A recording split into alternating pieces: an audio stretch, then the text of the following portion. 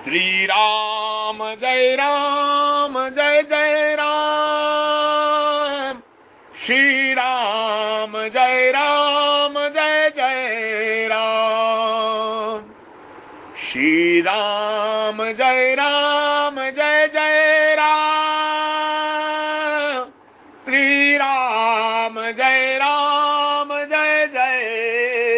राम, श्री राम जय राम, श्री राम जय राम, जय राम, सीताराम जय जय श्री राम।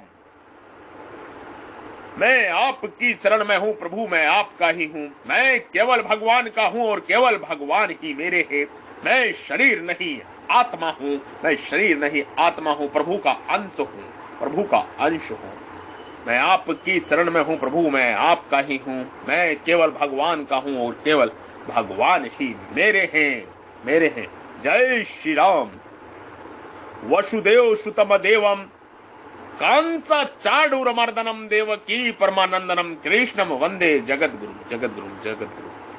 ओम ओम ओम ओंकाराय नमः। राम कृष्ण हरि हरे राधा। सत्य तत्व को लेकर शोक करना अनुचित क्यों है, इस शंका के समाधान के लिए आगे के 2 श्लोकों में कहते हैं। नात विबहात जातु नशम नातवम ने जनाधिपा नाच्यो न भविष्यम सर्वे वेमत्परम जातु अहम न आशम तवम नाइमे जनाधिपाना तु चातः परम वयम सर्वे न भविष्यामो न। किसी काल में मैं नहीं था और तू नहीं था तथा ये राजा लोग नहीं थे, यह बात भी नहीं है। और इसके बाद भविष्य में मैं तू और राजा लोग हम सभी नहीं रहेंगे, यह बात भी नहीं है। मात्र संसार में 2 ही वस्तुएं हैं, शरीरी सत और शरीर असत। ये दोनों ही असोच्य हैं, अर्थात शोक ना शरीर में रहने वाले को लेकर हो सकता है और ना शरीर को लेकर ही हो सकता है।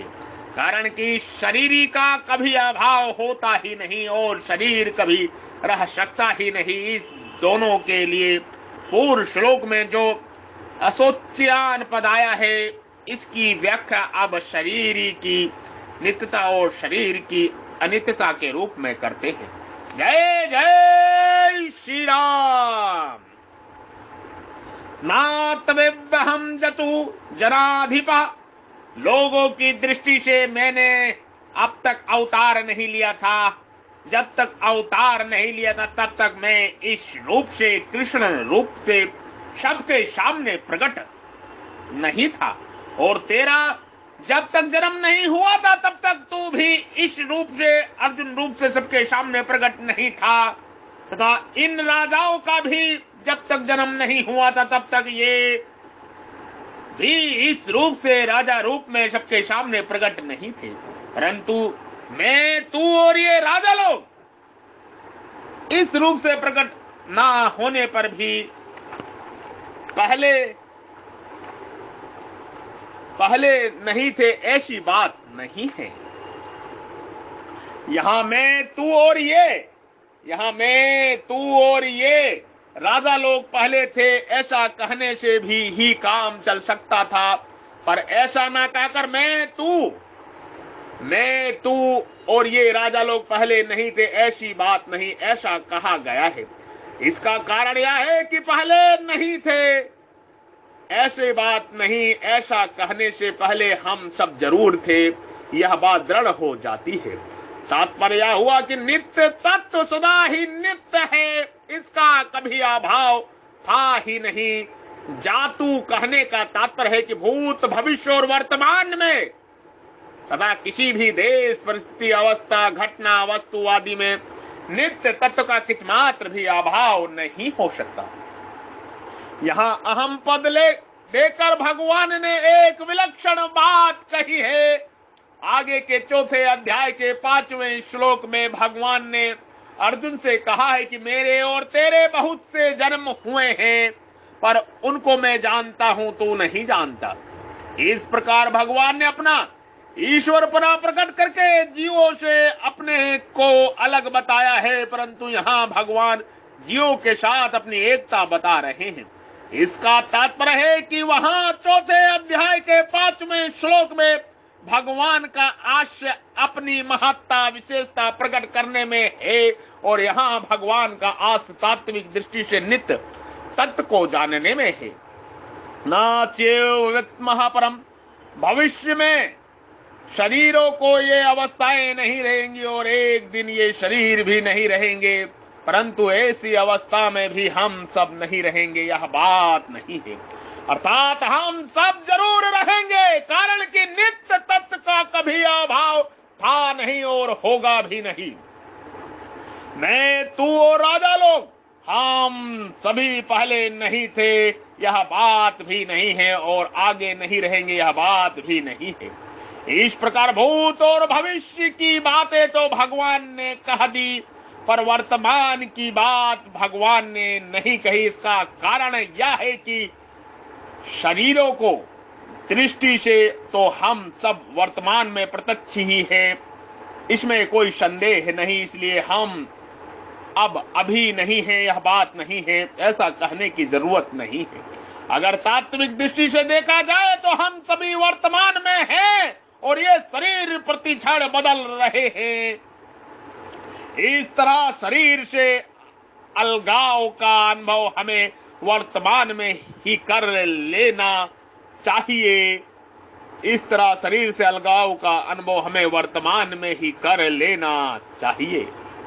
तात्पर्य है कि जैसे भूत और भविष्य में अपनी सत्ता का भाव नहीं है, ऐसे ही वर्तमान में भी अपनी सत्ता का भाव नहीं है, इसका अनुभव करना चाहिए।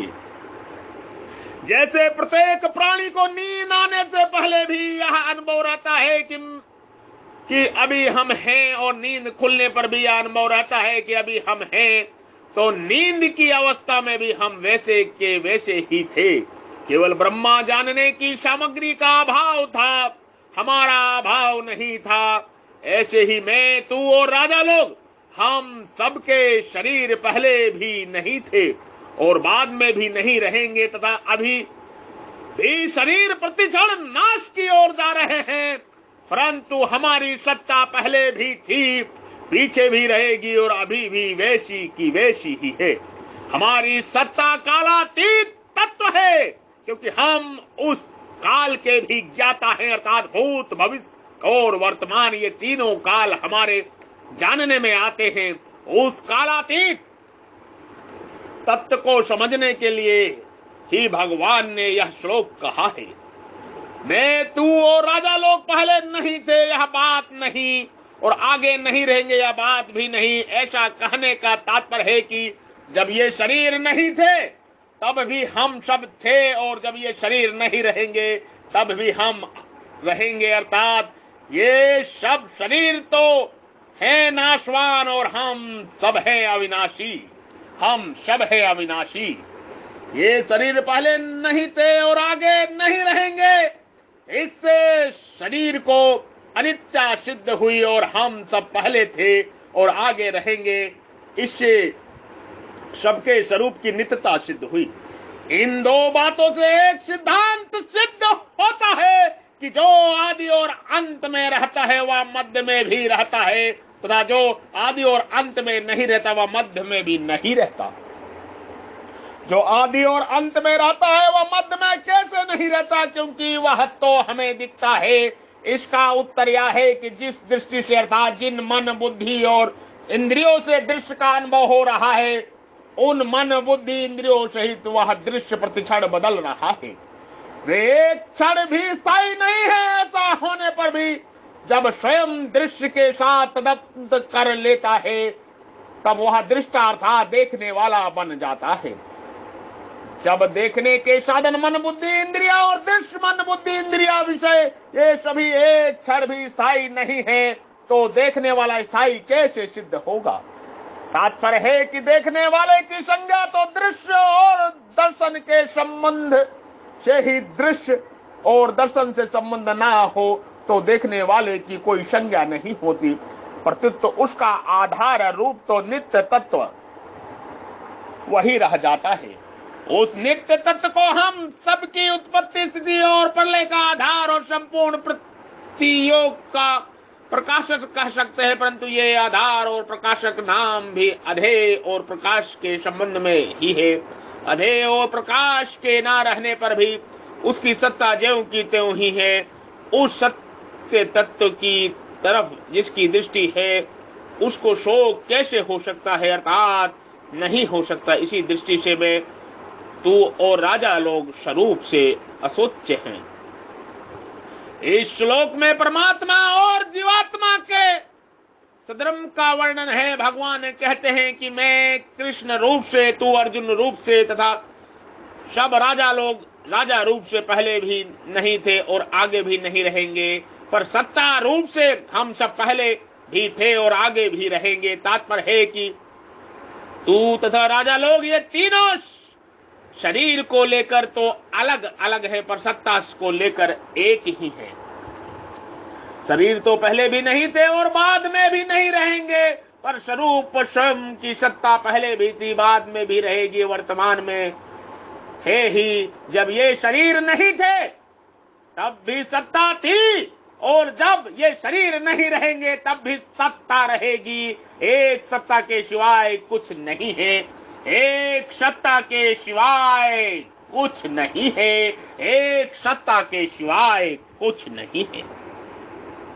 मैं तू तथा ये राजा लोग, ऐसा कहने का तात्पर्य है कि परमात्मा की सत्ता और जीव की सत्ता एक ही है, अर्थात है और हूं, है और हूं, है और हूं, है और हूं, दोनों में एक ही चिन्मय सत्ता है, एक ही चिन्मय सत्ता है। मैं अहम, मैं संबंध से ही हूं, और अगर मैं अहम का संबंध ना रहे तो हूं नहीं रहेगा। प्रत्युत्तर है, है, है, है, है, है ही रहेगा। वह है, वह है, वह है, वह है, अर्थात चिन्मय सत्ता मात्र ही हमारा स्वरूप है। शरीर हमारा स्वरूप नहीं है, इसलिए शरीर को लेकर शोक नहीं करना चाहिए। भूतकाल और भविष्य काल की घटना जितनी दूर दिखती है उतनी ही दूर वर्तमान भी है। जैसे भूत और भविष्य से हमारा संबंध नहीं है, ऐसे ही वर्तमान से भी हमारा संबंध नहीं है। जब संबंध ही नहीं है तो फिर भूत, भविष्य और वर्तमान क्या फर्क हुआ? ये तीनों काल के अंतर्गत है, जबकि हमारा स्वरूप काल से अतीत है, काल से अतीत है। काल का तो खंड होता है, पर स्वरूप सत्ता खंड है। काल का तो खंड होता है, पर स्वरूप सत्ता खंड है। शरीर को अपना स्वरूप मानने से ही भूत, भविष्य और वर्तमान में फर्क दिखता है। वास्तव में भूत, भविष्य और वर्तमान विद्यमान है ही नहीं। अनेक युग बदल जाए तो भी शरीरी बदलता नहीं, वह का वह ही रहता है, क्योंकि वह परमात्मा का अंश है। परंतु शरीर बदलता ही रहता है, क्षण मात्र भी वह नहीं टिकता। जय श्री राम। मैं आपकी शरण में हूँ प्रभु, मैं आपका ही हूँ, मैं आपकी शरण में हूँ प्रभु, मैं आपका ही हूँ। जय जय श्री राम।